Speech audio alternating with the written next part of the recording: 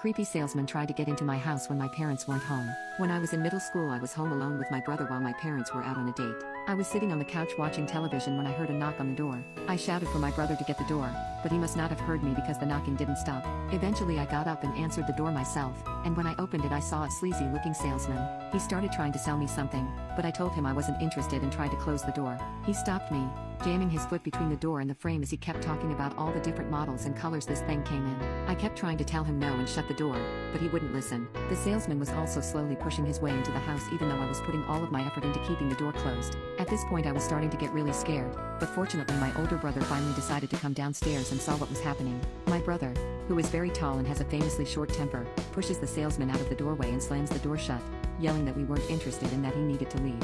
I saw the guy walk off through the window and, feeling really shaken by the way he was acting, called my friend who also lived in the neighborhood to tell her what was going on. She was home alone that night too, and apparently the